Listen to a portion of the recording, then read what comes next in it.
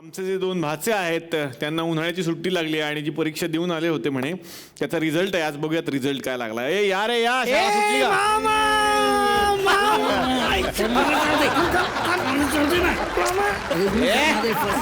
अडकले दोघे एकत्र. मामा अडकलो. मामा अडकलो कसं काय? हात दे. आई शपथ झाड्या.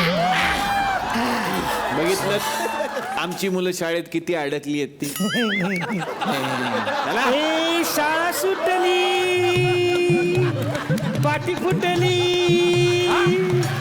शाळा सुटली, पाठी फुटली आणि पास झालो काठावर.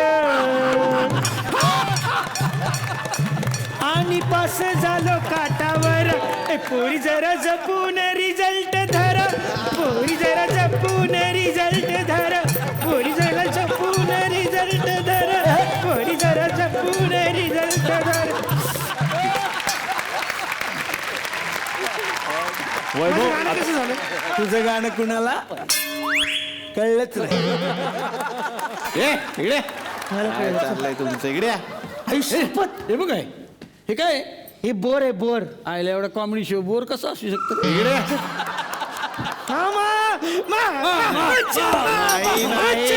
नाही. ए गवळा, हे.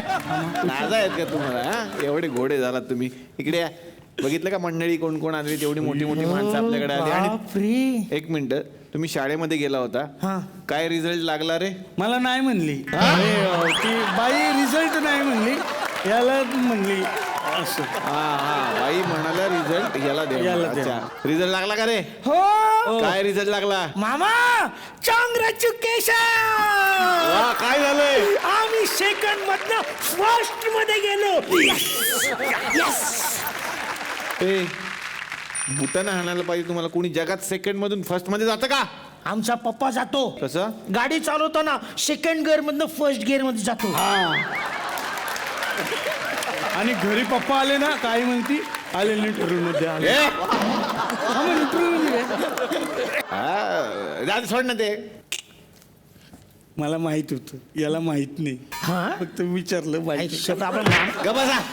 ते माणसं कोण कोण आले? तेवढी चांगली चांगली माणसं. तुषार दळवी तुषार काका नमस्कार. तुषार काका, आम्ही तुमच्यासाठी चॉकलेट आणि बिस्किट घेऊन आलेलो आहोत. एक मिनिट, तुषार दळवी यांच्यासाठी तुम्ही चॉकलेट आणि बिस्किट घेऊन आला? हो.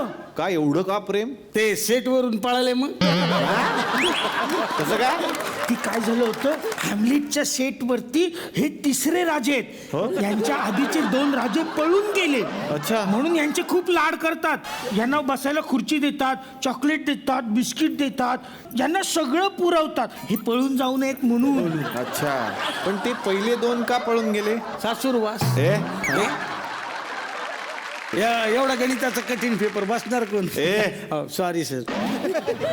काय झालंय तुमचं उगाच? एवढी छान छान माणसं आली, तुम्ही लहान मुलं. लहान मुलांसाठी वैभव मांगलेनी बघा इतकं छान बालनाट्य केलंय. त्यांचं कौतुक करायला पाहिजे की त्यांनी बालनाट्य केलंय. हा खरंय, कौतुक करायला पाहिजे. बाल नसलेला माणूस बालनाट्य करतो म्हणजे कौतुक नको का करायला?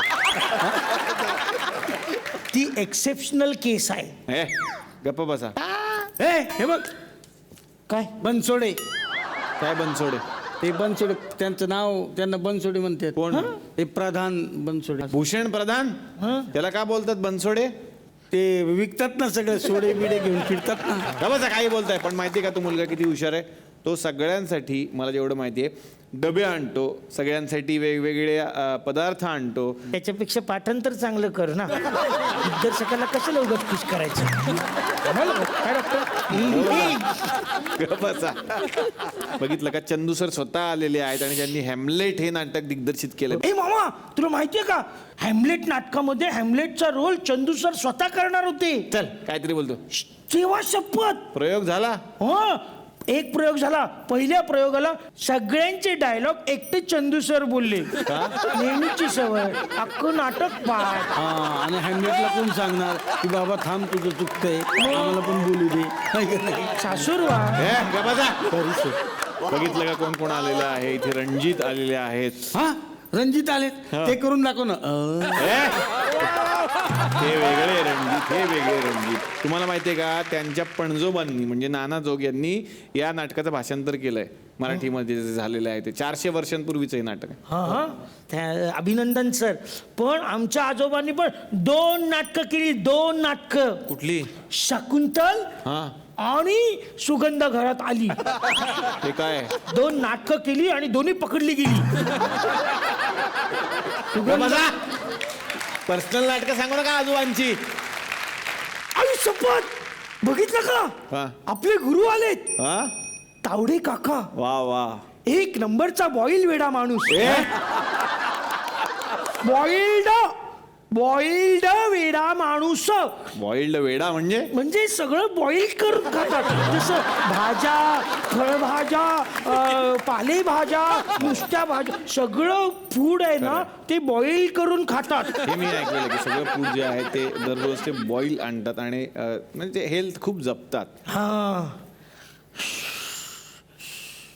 बरं झालं यार, ते बॉईल वेडाचं कळलं असतं ना.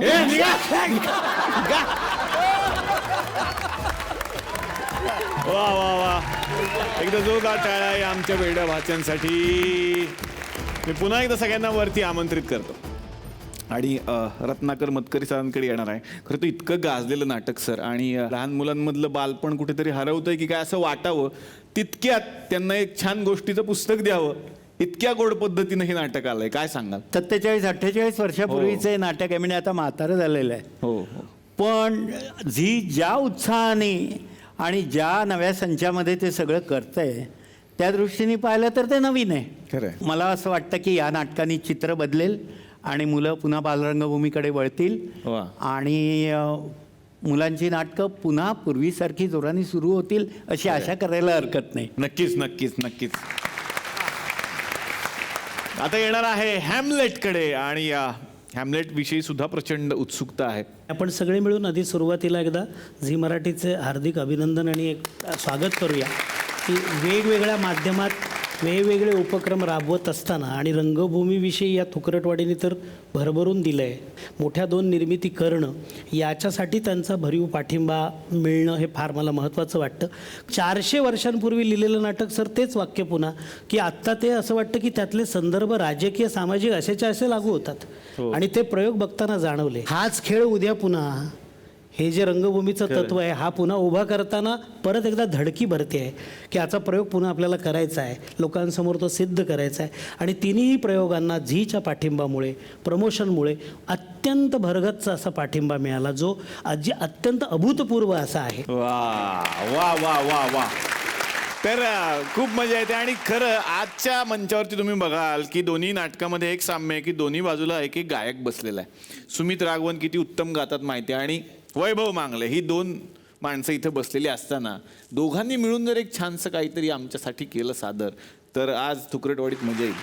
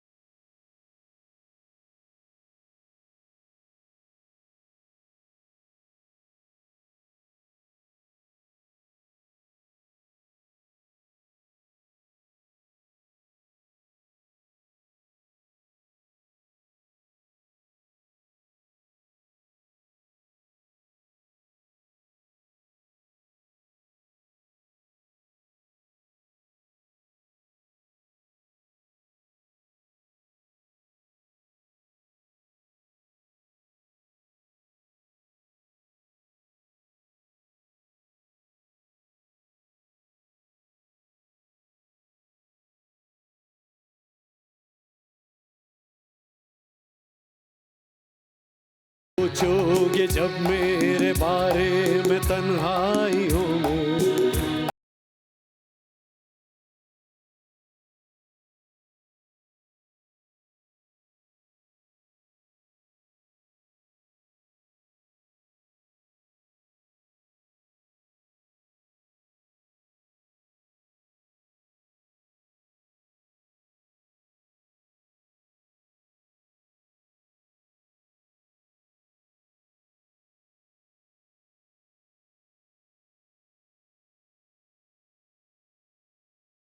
पल में पिघल जाओ